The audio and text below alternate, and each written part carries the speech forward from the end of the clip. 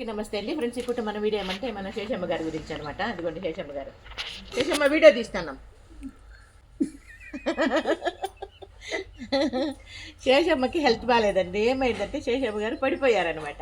పడిపోయి తొడలో అంటే పైన తొడలో ఎమకి ఇరిగిపోయి అది ఆపరేషన్ చేయడానికి అవకాశం లేదు. ఎందుకంటే వయసు సహకరించే ఆపరేషన్ చేసే స్టేజ్లో అవి లేదు కాబట్టి ట్రీట్మెంట్లోనే అంటే మందులు మాత్రల్లోనే బాగా చేస్తామని డాక్టర్ గారు చెప్పారు. అంటే ఆర్థో స్పెషలిస్ట్ చూపించాము, తనే చెప్పారనమాట.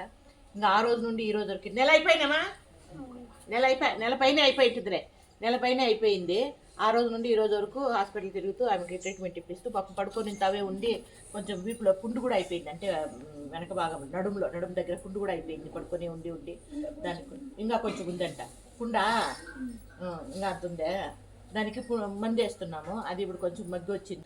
దానికనే తనని లోపలే పెట్టాము. ఎందుకంటే బయట ఎక్కువ తిప్పకుండా అందరిలో పెట్టకుండా సిక్ రూమ్లోనే పెట్టి ఆమెను అట్లే చూసుకుంటే ఇట్లా ఏదో డ్రెస్సులో నైటీలో ఏదో ఒకటి వేసి ఆ రకంగా డార్క్ కలర్లో వేసి పెడుతున్నాము. ఎందుకంటే ఒక్కోసారి బట్టల్లో కూడా చేసుకునేస్తుంది.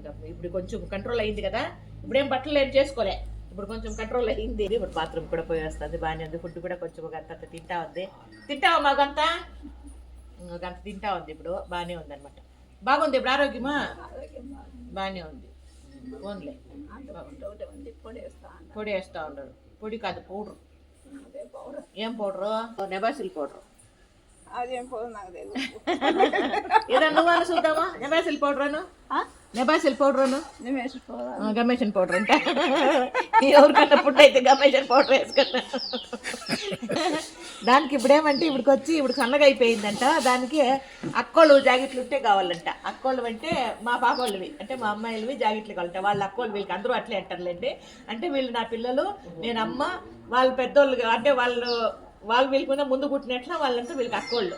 ఇప్పుడు అక్కోళ్ళు జాకెట్లు కావాలా? నీకు పెద్ద అక్కు జాకెట్లు కావాలా? అది సమాచారం. దానికి ఇప్పుడు అడిగేదానికి వచ్చింది. నేను కూర్చోంటే అడిగేదానికి వచ్చింది. అట్లే మన వాళ్ళ కమెంట్లో అడిగారు, అమ్మ శేషమ్మ గారు ఎలా ఉంటారా హెప్పనని.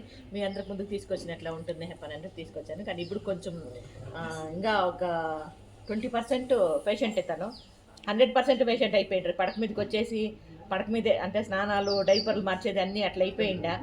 నాకు ఒకసారి పాపం ఇంకేమవుతుందో అనుకున్నాను. కాకపోతే దేవుడిది అయితే ఇప్పుడు సెటరేట్ అయినారు. సార్ నడుచుద్దామా? పాపం ఏ మాత్రం నడిచే కాకుండా అయిపోయింది పాపం. ఇప్పుడు బాగా నడుస్తారు.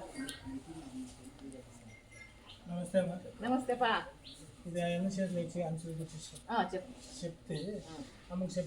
సరే.